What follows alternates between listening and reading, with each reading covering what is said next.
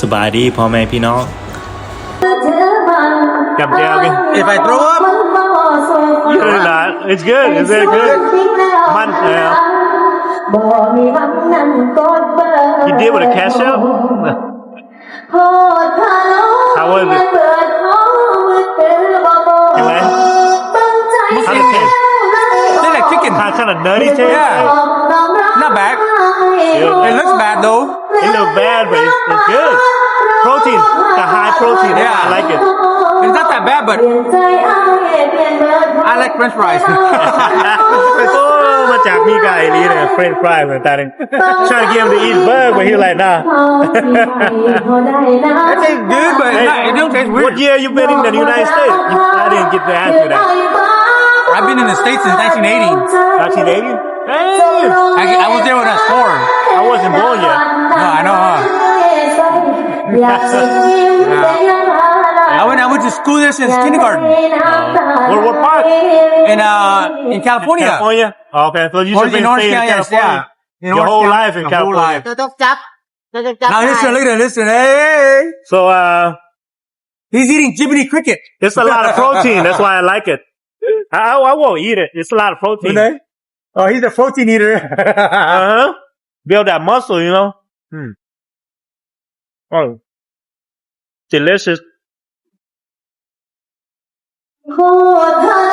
เปลี่ยนเปิดโอ้มือถือบ่บังใจแล้วออกคือว่าคำร้องไห้พอ On this side of the world, she's asking me to do things. Dang, you that bad, man. That's what's up. เปลี่ยนใจเอาเปลี่ยนเบอร์โทร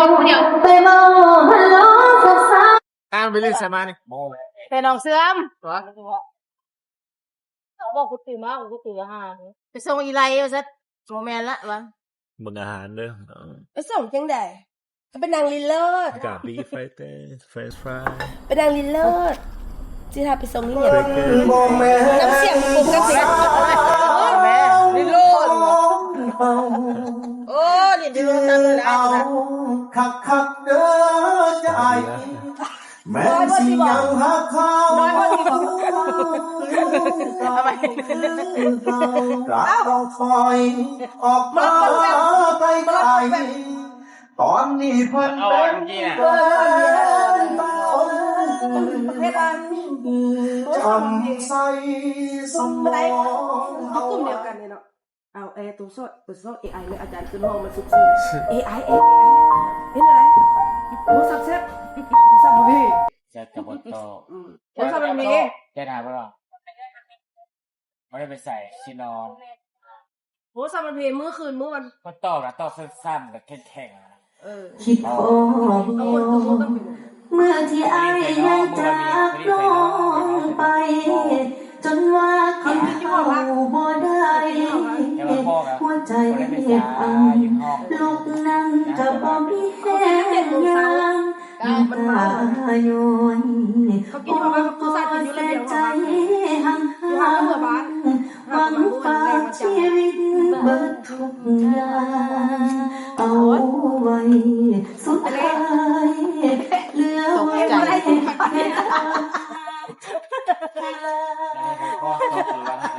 ช่องรู้คือว่านี่โต๊ะอันนี้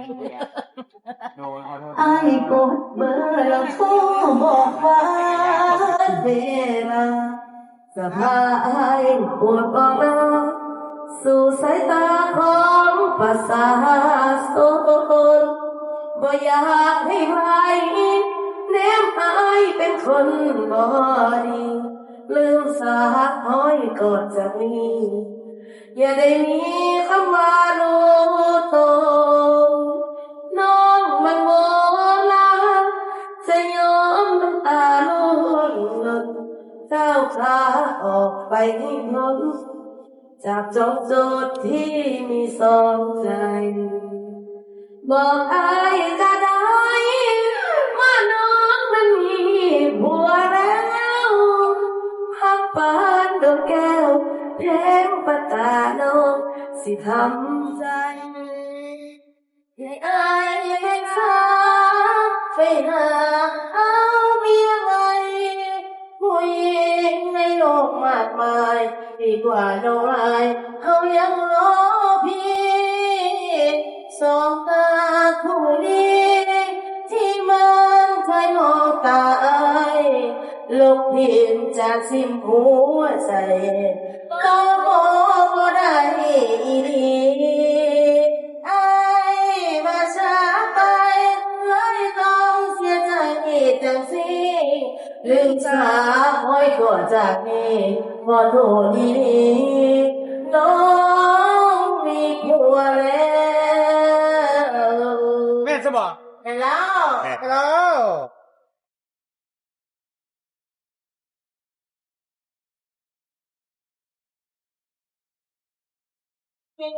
โอ้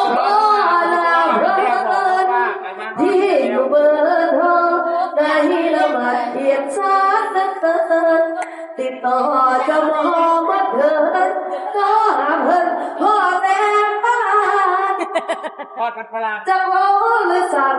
เว้าฝรั่งละ sorry sorry อายเป็นตีรีใจน้องมีกะลันเป็นรักออกมือถือไปอายบ่บอกคนเว้าสู่ฟังได้สูงคิดแล้วหันหลังบ่ให้หวังตั้งกดเบอร์โทร สาวมันนำมา โพดพาโลเปลี่ยนเบอร์โทรมือถือบ่บอกตั้งใจแล้วไล่ออกถูกหลอกต้องร้องไห้โอ้เหลือเพียงน้ำบาดรู้ว่าพลาดเพราะรักคนโกเปลี่ยนใจอ้ายเปลี่ยนเบอร์โทรไปเว้าตลกกับสาวผู้ใหม่บางสาวก็ลีให้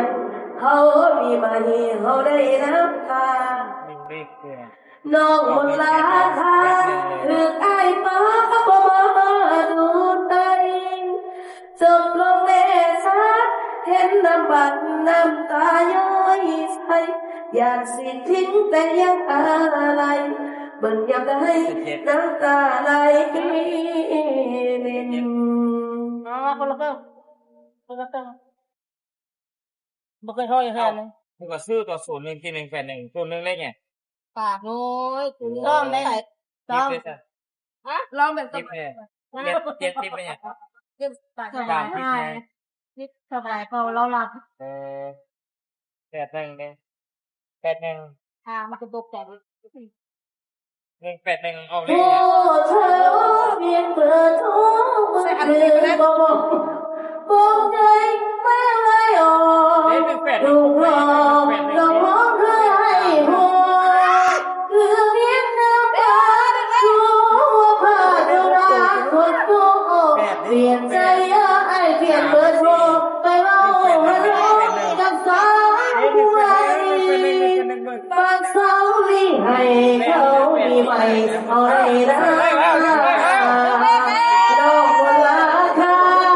เลยฟ้ามากันได้รบเรียกเป็นน้ำว่าน้ำตาโยให้ใส่ คือเลขอีหยังอะนะ เคยอะไรเปิดยามใดน้ำตาไหล ผมเป็นดีเลยเป็นขอใจพี่ที่ตาม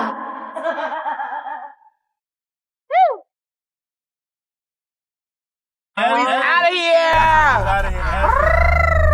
Hey, this is the late night conversation. right? I don't know. You gotta get it where you fit it. I don't know. We gotta go check it out. Oh wow, this look like any cut, bro. No, it's not this one. Oh, okay, You I'm wrong about to say, bro, don't You look clear, you at clear. Don't take us in that bitch. You clear. Yeah, okay. Probably the next one. In the wrong, in the wrong neighborhood. The wrong name. We probably the next one. Yeah, I ain't been out I today. don't know. I just want to come say hi to her. And that's it. Damn right. Because she's when I first got to Laos, she's the one that Come for you. me, yeah. Yeah. She's the Who one is that, it? she's the Money one that- Vong? Huh? Money Vong? No. Nah, You don't know her. she gone. Money won't gone. What happened to her? I don't know. We don't know. We She- trying to find out She too. disappeared, huh? Yes, And she in- vanished. I know, in Cali, we be suspect. Like, I think it's this one. you say, I think this one. Bruh. Yeah, I kind of forget. Yeah. I'm about to say, bruh. I gotta go to I gotta go to restroom. เจ้าเห็น มี ยัง ธุรกิจแน่เนาะ ไม่ค่อยตั้งอยู่ลาวค่อยสิตั้งอยู่อเมริกาแล้ว คือน้องนี่น้องอยู่ลาวนี่น้องเฮ็ดหยังน้องจบโรงเรียนแล้วน้องมาเฮ็ดการ3เดือนแล้วน้องคิดแบบใดน้องอยากเฮ็ดหยัง อนาคต โดย อนาคต อยากเป็นหยังอยากเฮ็ดหยัง เจ้าอยากเฮ็ดหยังโอ้เจ้าอยา บ่ ก คิดบ่น้องคือบ่คิด อยากได้เงินบ่โอ้อยากได้ครอบครัวอยากได้หยัง น้องจักปีแหละ ขาว 20ปีน้องยังบ่ แต่ก็ คิด คิดอยู่แต่บ่ฮู้ว่าสิเฮ็ดได้บ่เนี่ยแต่ บัดน้องอยากเฮ็ดหยังในใจน้องนี่น้องว่าสมมุติว่าน้องนี่ลุกขึ้นมื้ออื่นนี่บ่อยากไปการน้องอยากเฮ็ดหยัง เอา คน อยาก จริง เป็น ไหน หยังอยากเฮ็ดอยากมีอันนั้นเป็นของตัวเอง แม่น มี อีหยังเป็นของตัวเอง มีของตัวเอง อยากหาหยังแหละ ห้างขายเครื่องธรรมดา เครื่องแบบใดเครื่อง เครื่องขายแห้งแม่น เครื่องนุ่งนี่ บ่ เครื่องย่อยเครื่องขนมหมักหง โอ้โอเค สำนั้นน่ะ ก็ได้ เอาซ้ำนั้นก็ได้ แม่น โอ้ เพราะว่าสิให้นั้นก็นั้นก็บ่คือ มี สิ ความ บ่นั้น รู้ เป็นหยัง โนบ่ต้องคิดแบบนั้นค่อยถามความจริงกับน้อง น้องสมมุติว่าอีหยังอะไรสมมุติว่าคนมาหาน้องนี่ว่าจะได้เฮ็ดหยังสมมุติว่าบ่มีหยังจะบ่มีเงินคนเฮ็ดทุนให้เนาะ ลงทุนให้ แม่นแล้วก็น้องอยากเฮ็ดหยัง สมมุติ แม่นสมมุตินะ สมมุติ คิดหยัง บ่คิด ถาม น้องบ่เคยคิด นานาบ้าน โอ้ ถามเราว่าคิดจังไดพวกถึกคนเขาส่งมาลาวนะ บ่ถามแล้วแม่นล่ะ เจ้าหั่นน่ะถาม โอ้ยจะก็เว้าอีกอยู่นะ เนาะ You right there too we're all here together เจ้าจะคิดจังไดแบบถึกคนแบบ คนมาตละมาแต่อเมริกามา มาแต่อเมริกามาอยู่ลาวนี่นะคิดจังได เคยเจอหลายเทื่อ เคยเจออยู่บ่หรือบ่เคยเจอบ่ บ่เคยเจอ บ่เคยเจอ เราก็มาแต่ลาวเราก็มาอเมริกาเฮาก็มาแต่ลาวอเมริกาเราก็มาอเมริกา แบบจะคิดจังได คน แบ อบ เมริกาสิมาหลายเด้ แบบคนอเมริกามาอยู่ลาวนี่นะ คนอเมริกามาอยู่นี่ โดย คิดจังไดแบบคิดแบบ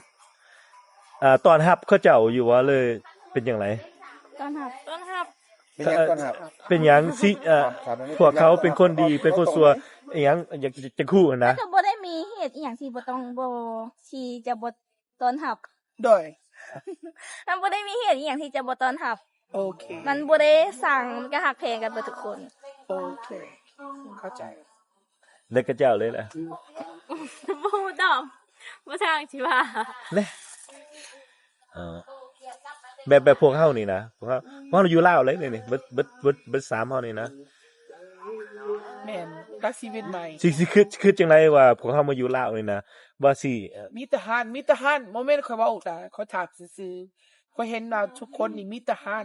มีทหารมันทหารคือกันเบิด แม่นมีหลาย คือกันหลายเบิดแล้วค่อยในใจค่อยว่าน้องนี่สมมุติว่าคนให้ทุนให้นะว่าน้องอยากเฮ็ดหยัง ดังเขาเจ้าสิเฮ็ด คือหมายเขาสิลงทุนให้จะอยากเฮ็ดหยัง ก็ได้ ฮัก ยังบ่ได้คิดเพราะว่าสิบ่คือสิบ่มีแบบนั้นนะ แล้วก็มาสมมุติซื่อ ก็เข้าใจบัดน้องนี่น้องบ่เคยคิดเกินบ่เกินจะมีเดี๋ยวนี้บ่เคยคิดค่อยแฮงฝันดีแหละ เฮาสำหรับเฮาคิดเฮาอยากเฮ็ดอังสะแบบประเภทนั้นน่ะ ประเภทดินจากสัตว์ค่ะอังหาแม่นยังน่ะ ประเภทดินจากสัตว์ขายเฮ็ดบ่ บ่อธิบายให้ค่อยแหน่ มันเป็นอังสาดินมาซับบ่อีหยังนี่แหละต่างหากมันเป็นดินที่เขาเจ้าเฮ็ดขายเป็นตารางแล้วคนเขาไปซื้อเขาเฮ็ดให้อยู่ นี่มักหลาย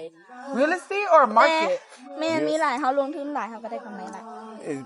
buying and selling land Oh real estate pretty much comes out of okay because there is a lot of land here. There is but mind you it don't go as fast It doesn't because don't. but in her mind is because we What just she asked her see. no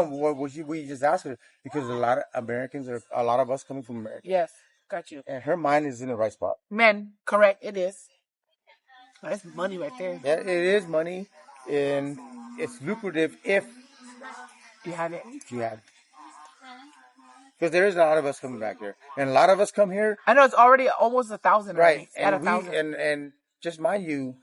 we don't come here, even though we come here with nothing like me, we still have family, right? So they're not gonna, our family's not gonna let us down Right if we need it. I just don't have mean that. stable income coming in. right thing.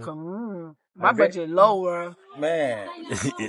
อาจารย์แบบนี้ my budget low on the shrimp Y'all want to eat some more shrimp? Oh, yeah. I'm full. that Huh?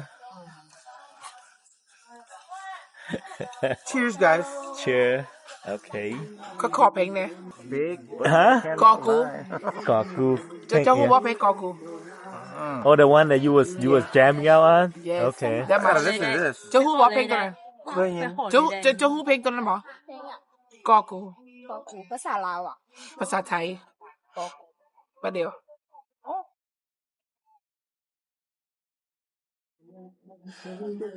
เฮาถาม คัน ว่า คันคนมาอยู่ลาวใหม่เนี่ยเขาสิหาผู้สาวไหลง่ายเลยดีอยู่บ่ มันแล้วแต่คนนั้นสิพฤติกรรมดีบ่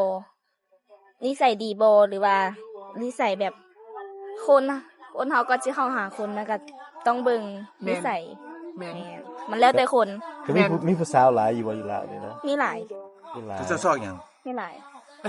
ภาษาซอกอย่าง ผู้สาวลาวซอกหยัง ซองอย่างซอง number เงิน 1 เงิน ฮะ อ่ะ เงินมันบ่ ซอกเงิน เงิน number 1 number 2ไหน พวกฮู้ตัวนั้นแล้ว เบอร์ โอ้ ส แล้ อง ว เบอร์สองอย่างแต่ เงินน่ะ ซอกเฮ็ดเวียกเฮ็ดงานผัวเอาไว้อันดับที่หลังซะผู้บ่าวเนี่ยเขาหาตลอดบ่ต้องซอกก็ได้แพ้ เนี่ยแล้วก็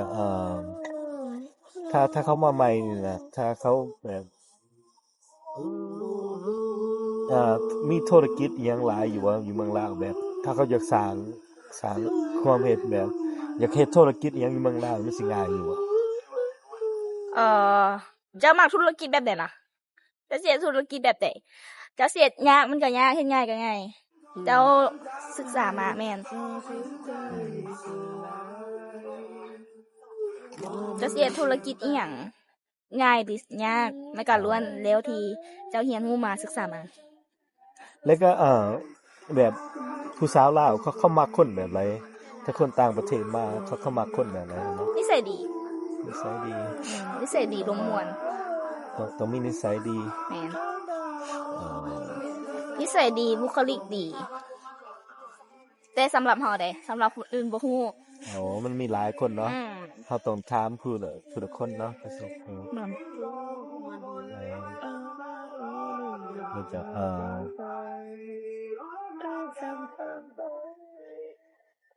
ถ้าเขามาถ้าคนลาวนี่มาจากอเมริกามาสิสร้างชีวิตอยู่เมืองลาวนี่นะ คนอเมริกามา แม่ สร้างชีวิตเมืองลาวล่ะ เขาสิเฮ็ดจังไดก่อนแล้วเขาสิเขาในบ้านเขาในสิเขา สมโน สมนูบ่สิแบบ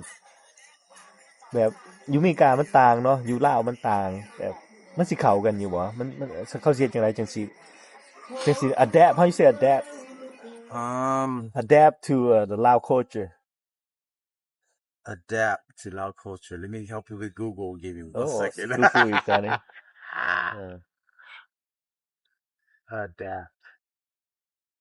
adapt แปลว่าเข้า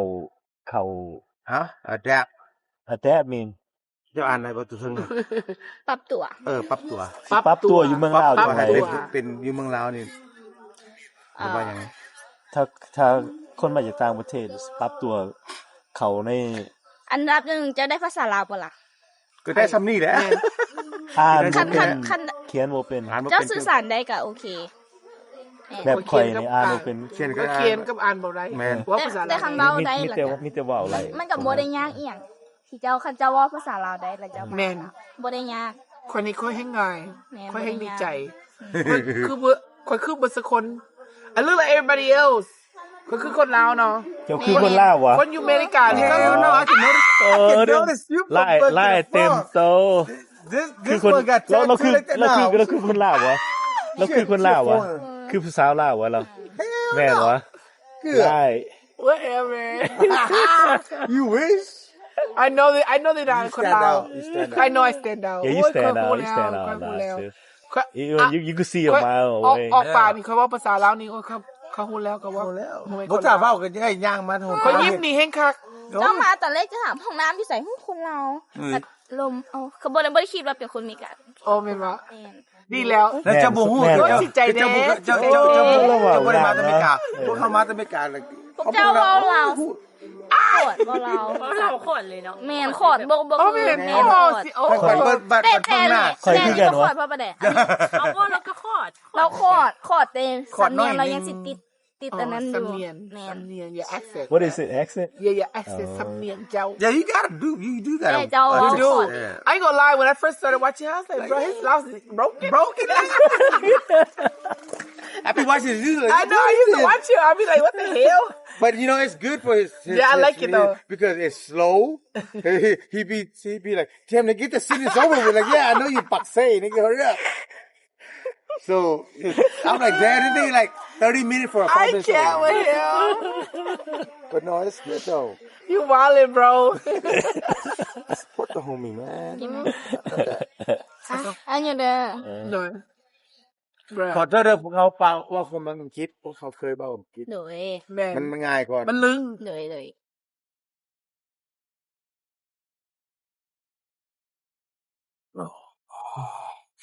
เขาก็ยังบอกว่าเขาอยากไปเรียนนำเรา ก็ให้เราเรียนนะแม่ เราบ่วาง เอาแล้วเป็นยังบ่วาง เราไปหันไปนี่ตลอด เราไปเชื่อตลอดใน YouTube เราดิ